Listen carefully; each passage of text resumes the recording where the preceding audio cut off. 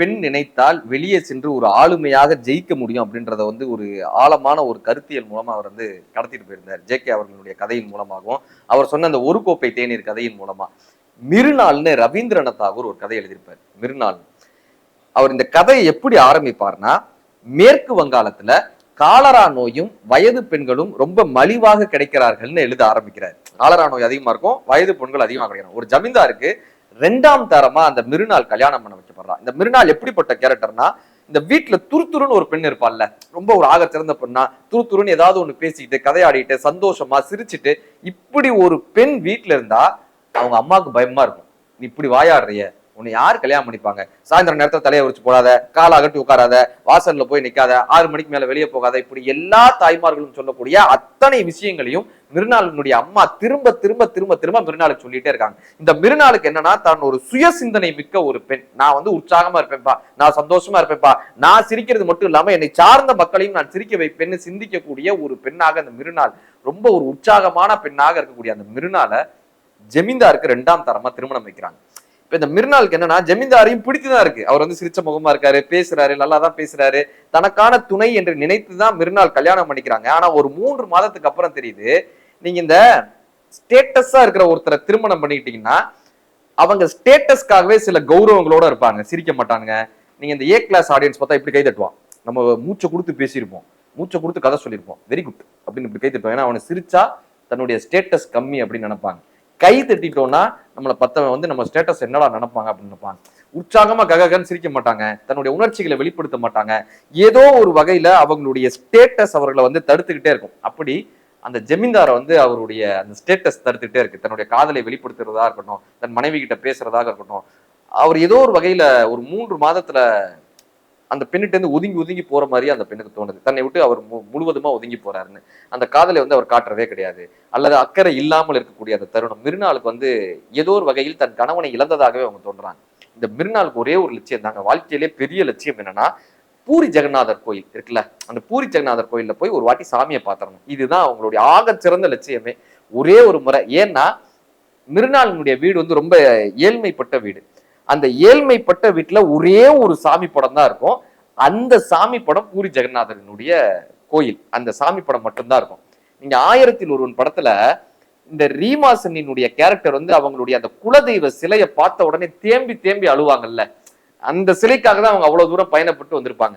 அந்த சிலையை பார்த்த உடனே அவங்க கண்ணுல இருந்து அவ்வளவு கண்ணீர் வரும், தேம்பி தேம்பி அழுவாங்க அந்த சிலையை கட்டி பிடிச்சு. ஈவன் தோ அந்த ரீமா சென்னுடைய கேரக்டர் வில்ல கேரக்டரா கூட இருந்தாலும் கூட தன்னுடைய பாண்டிய நாட்டு சிலையை பார்த்த உடனே அந்த பெண்ணினுடைய கண்ணீருக்கு கண்ணீர் வரும். ஏன்னா இதை பார்க்கறதுக்காக தான் அவங்க அவ்வளவு கடந்து வந்திருப்பாங்க. அப்படி இந்த மிருநாளுக்கு தன் வீட்டில் புகைப்படமா இருக்கக்கூடிய பூரி ஜெகநாதர் கோயில நேர்ல போய் ஒரு தடவை பார்த்தரணும்ன்றது மிகப்பெரிய ஒரு லட்சியம். இப்ப அங்க போகிறதுக்கு நிறைய பொருட்செலவாகும். அதுக்காக தான் இவங்க ஜமீன்தாரியா கல்யாணம் பண்ணிருப்பாங்க, இவர்னா நம்மளை கூட்டிட்டு போவாரு அப்படின்னு. இப்ப இந்த ஜமீன்தார் என்ன பண்ணுவாருன்னா, இதை ஒரு பொருட்டாவே எடுத்துக்க மாட்டாரு. இவங்க வந்து பேசும்போதுதான் சொல்லுவாங்க, ஒரு வாட்டி நம்ம பூரி ஜெகநாதர் கோயில் போயிட்டு வருமா, என் வாழ்க்கையினுடைய லட்சியமே அதுதான். இவருக்கு வந்து அது ஒரு பெரிய விஷயமே கிடையாது. இது ஒரு பெரிய விஷயமா அப்படின்ற மாதிரிதான் இருக்கும். எந்த ஒரு ஆணும் தன்னுடைய மனைவியினுடைய பெரிய லட்சியங்களை அவங்க ஒண்ணு சொன்னாங்கன்னா அவங்களுக்கு சிரிப்பு வரும். இது ஒரு பெரிய விஷயமா அப்படின்னு ஒரு சிரிப்பு வரும். இல்ல அவங்களுக்கு ஏதோ ஒரு வகையில நான் டிரைவிங் கிளாஸ் போய் டிரைவிங் கத்துக்கணுங்கன்னு ஒரு பொண்ணு சொன்னான்னு வச்சுக்கோங்களேன், இது ஒரு பெரிய விஷயமா அப்படின்னு நம்ம கேட்டிருக்கோம். கேட்காத கணவன்மார்கள் இருக்க மாட்டாங்க. இல்ல அவங்களுடைய லட்சியங்களா சில விஷயங்கள் சொல்றாங்க, நான் தையல் கிளாஸ் போய் தையல் கத்துக்கிட்டுமா, அல்லது ஒரு ஆபீஸ்ல போய் ஒரு வேலைக்கு ஏதோ ஒண்ணு இந்த குடும்ப தலைவி ஒண்ணு சொன்னாங்கன்னா நம்மளுக்கு அது ஒரு பெரிய விஷயமாவே இருக்காது. அதை அப்படியே உதாசீனப்படுத்திட்டு போவாங்க. உதாசீனப்படுத்தினாலும் கூட பரவாயில்ல, அது ஒரு பொருட்டாவே எடுத்துக்காது. மிருநாளுக்கு பெரிய ஏமாற்றமா இருக்கும். அந்த வீட்டுல யாருமே அவரோட பேசுறதுக்கான ஆட்களே இருக்க மாட்டாங்க. மிருநாளுக்கு பேசுறதுக்கு ஆள் கிடைக்காது. மிருநாள் என்ன பண்ணுவாங்கன்னா, வேலையாட்கள் எல்லாம் உட்காந்து பேசுவாங்க.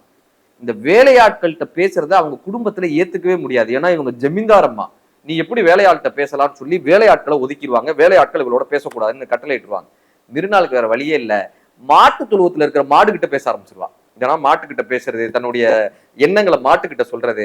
மாட்டுக்கிட்ட போய் நான் ஒரு நாள் பூரி ஜெகநாதர் கோயிலுக்கு போவேன் தெரியுமா, அப்ப நான் உன்னையும் கூட்டிட்டு போறேன் அப்படின்னு மாடு கிட்ட பேச ஆரம்பிப்பா. இந்த ஜமீன்தார் அம்மா மாட்டுக்கிட்ட பேசுறாங்கன்னு சொல்லி அந்த ஊர்ல முழுக்க பரவிடும். இந்த அம்மாக்கு ஏதோ மன ரீதியா ஏதோ பிரச்சனை, அதனாலதான் இவங்க மாட்டுக்கிட்ட எல்லாம் பேச ஆரம்பிச்சிடுறாங்கன்னு ஊர்ல ஜமீன்தார் அம்மாக்கு மனநோயின்னு பேச ஆரம்பிச்சிருவாங்க. இதை தடுக்கிறதுக்காக அந்த ஜமீன்தார் என்ன பண்ணுவாருன்னா, மாட்டை வித்துருவார். மீண்டும் மிருநாள் தனிமையாக்கப்படுவா. இப்ப இந்த மிருநாளுக்கு அந்த ஜமீன்தாரினுடைய முதல் மனைவியினுடைய தங்கை பிந்து வருவாங்க. முதல் மனைவியினுடைய தங்கை, அவங்க அப்பா இறந்துருவாருன்றதுனால அந்த பிந்துவும் இந்த வீட்டுக்கு வந்துருவா. இந்த பிந்துவும் மிருனாலும் ஆகச்சிறந்த நண்பர்கள் ஆயிடுவாங்க. ஒரு தோழமை ரெண்டு பேருக்குள்ள ஏற்படும். இவளுடைய காதலை பத்தி மிருனாள்கிட்ட சொல்லுவாங்க. இந்த ரகசியமா பேசுவாங்கல்ல ரெண்டு பெண்கள், அந்த ரெண்டு பெண்களாக பிந்துவும் மிருனாலும் இருப்பாங்க. இந்த ரெண்டு பெண்களும் அவ்வளவு ஆகச்சிறந்த நண்பர்களாக இருக்கக்கூடிய ஒரு தருணத்துல இந்த மாதிரி ஒரு பெண் வேணும் சார். ஒவ்வொரு பெண்ணுக்குமே தன்னுடைய மனதில் இருக்கக்கூடிய அந்த டார்க்னஸ் அல்லது மனதில் இருக்கக்கூடிய ஒரு வலி, மனதில் இருக்கக்கூடிய ஒரு சந்தோஷம், இதை பகிர்ந்துக்கிறதுக்கு இன்னொரு பெண் வேணும். நீங்க சாதாரணமா கணவன் கிட்ட பேசக்கூடிய மனைவியையும், மனைவி வந்து ரொம்ப கணவன்கிட்ட மரியாதையா பேசுறவங்களா இருப்பாங்க, அன்பா பேசுறவங்களா இருப்பாங்க. அதே மனைவி அதே பெண்ணை தன்னுடைய தோழி கிட்ட பேசுறப்ப பாருங்க, இவனை என்னெல்லாம் திட்ட முடியாதோ அத்தனையும் தோழி கிட்ட திட்டுவாங்க. அவன் கிடக்காம பாரு திட்டுவாங்கல்ல. அப்படி பேசுறதுக்கு ஒரு ஆள் அந்த பெண்ணுக்கு எப்பயுமே தேவை. அப்படிப்பட்ட கேரக்டர் இந்த பிந்து. இவளுக்கு என்னெல்லாம் திட்டணுமோ, யாரெல்லாம் திட்டணுமோ, அல்லது யாரை பத்தி எல்லாம் வாழ்த்தி பேசணுமோ, ஒரு ரகசிய சிநேகி ரெண்டு பேரும். இந்த பிந்துவை என்ன பண்ணுவாங்கன்னா, இவளை எப்படி ஜமீன்தாருக்கு கல்யாணம் பண்ணி வச்சாங்களோ அப்படி பிந்துவை கொண்டு போய் அந்த ஊர்ல இருக்கக்கூடிய ஒரு பைத்தியக்காரனுக்கு கல்யாணம் பண்ணி வச்சிருவாங்க. இந்த பிந்து மன வருத்தப்பட்டு தற்கொலை பண்ணி இறந்துருவாங்க. இது மிருனால தாங்கவே முடியாது.